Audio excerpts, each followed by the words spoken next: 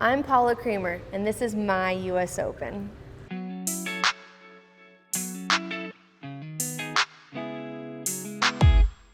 One of my main goals when I turned professional was to win a major, and it would have been great if it was any major, but winning a US Open was a huge goal of mine. And I remember my second or third year out on tour, I was the best player to never win a major and all of this, and it just kept getting heavier and heavier. And I sat down with my dad and I said, I have all the shots, I have the ability, but how can I put it all together? And my dad looked at me and he said, you gotta be stronger mentally than everybody. So I started out the year pretty normal, went over to Asia in February, and I hit the shot in this par 3 in Thailand, and literally, I can feel it to this day, just went straight down to the ground, torn a ligament in my thumb. I even finished the round. I'm definitely not a quitter, and I tried to go out the next day and couldn't do it, and ended up getting surgery 2 weeks later. After that, I took about 8-9 weeks I had to take off completely. Just so scared of what was gonna possibly happen if my career was done. US Open was my 4th tournament back.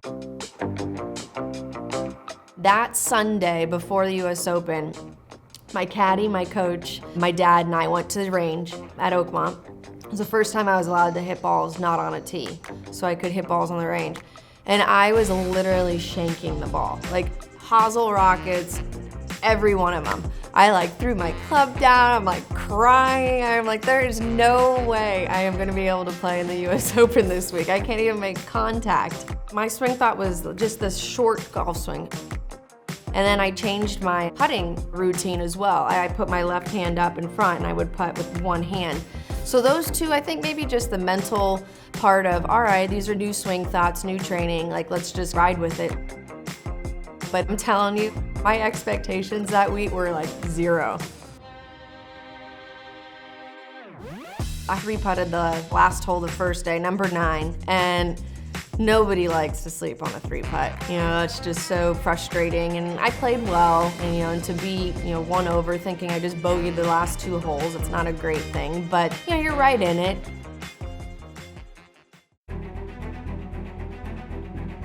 You could just see these clouds coming in, and it was gonna be a matter of how many holes can we get in.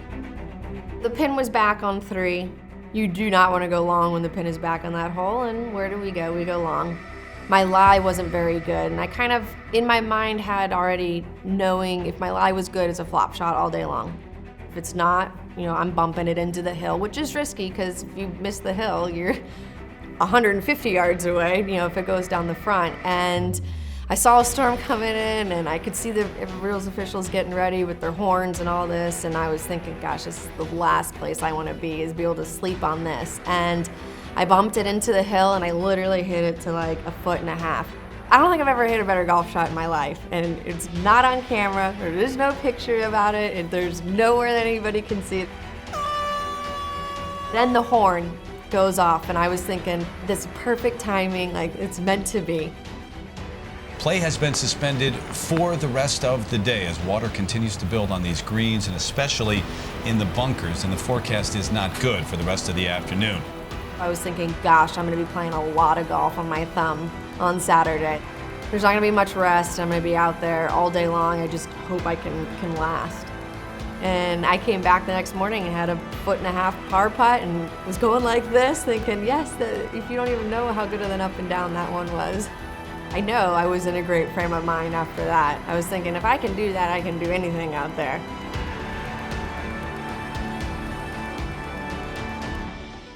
We would constantly tell ourselves, all right, this is a green flag, yellow flag, red flag. And I always had this game plan, this approach of, all right, where can we be a little bit more aggressive and where can we not? And I stuck with that the whole time.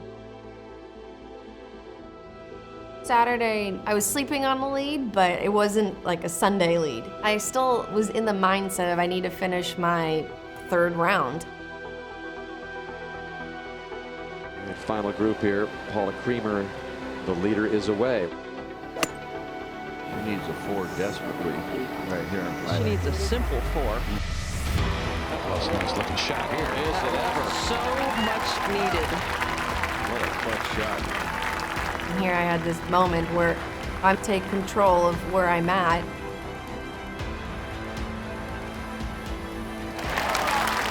That was a big one for Paula Creamer. I felt really good about myself, honestly, there. And Colin looked at me and was like, good job, that was a big moment for us.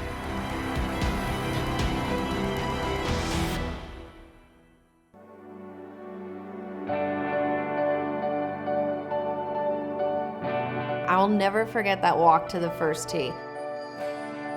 My dad looked at me, and I always get kind of choked up about it, but he looked at me and he's like, Bun, it's your time. You know, he's my biggest fan, my #1 cheerleader, but in that moment, it was just like, I couldn't see anybody, I couldn't hear anybody. It was literally just my dad and myself.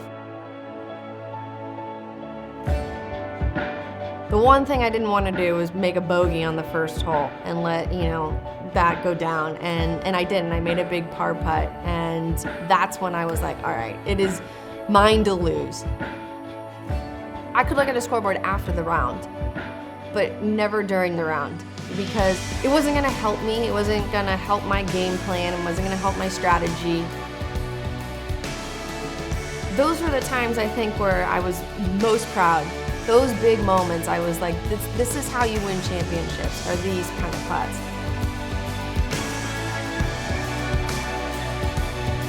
I hit it in the left bunkers every single time. I hit it and it went straight into the ground, and it was like this numbing feeling going on in my hand. I'm like, this hole and I just do not like each other at all. Okay, safely in, drops just one shot.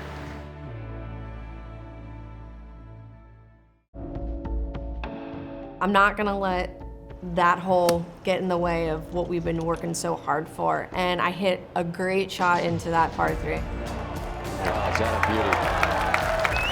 That's the best shot we've seen. I ended up missing the putt, but that shot was just kind of a confidence booster after my bogey. On 15, I hit a close shot off of the downhill lie. I remember looking at Colin afterwards and just this huge smile, because you know, we're just looking at each other like, this could happen, you know, this could be the one. I didn't know if I was gonna be able to play golf, and here we are. In the last group, the US Open at Oakmont, hardest golf course in the world, I am gonna smile as much as I possibly can on this. And I said, Colin, if I'm not smiling, tell me that I'm not smiling.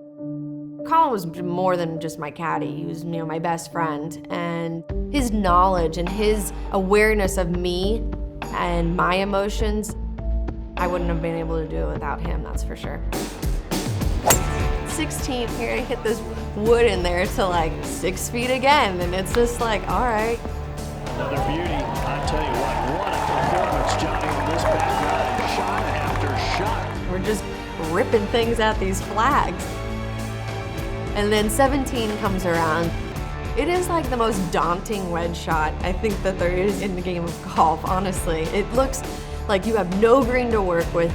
There's these big bunkers everywhere, and I had 80 yards, and all I wanted to do was see this ball come down and land on the green anywhere. I didn't care where it was.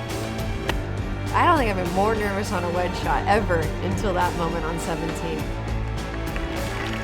And I see it come down, and I just was like, okay.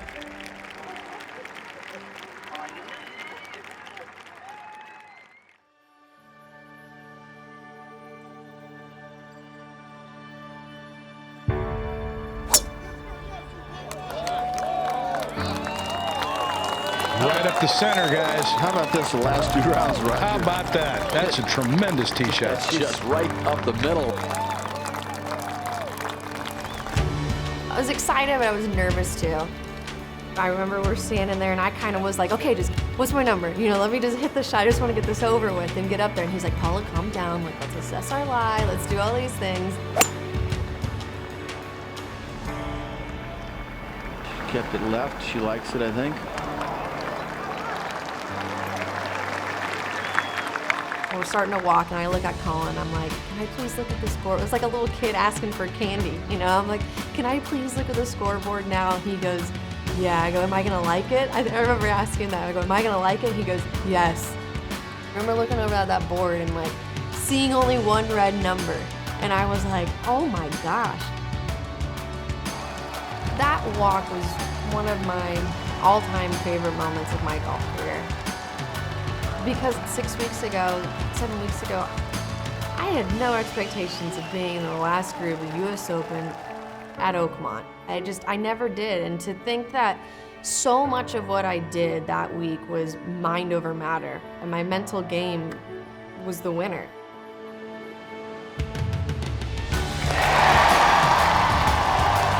Creamer has broken through with a U.S. Women's Open title. The emotions of it all, it just like hits you all of a sudden. It's like a ton of bricks. No tears of disappointment this year, tears of joy. To all you little girls out there, work hard. You know, you can be here too one day. So live your dream, all right? God bless. Thank you. To win a US Open is hard enough, and to win at Oakmont is even harder to do. It feels like it was yesterday, but it was by far one of the greatest moments of my golf career, and I hope that I get to feel that way again. But if I don't ever get to feel that, you can't ever take it away from me either, which is something that I'll be able to show my kids. You know, I've done some cool things in golf, but that is by far, it's the cherry on top of an ice cream sundae for sure.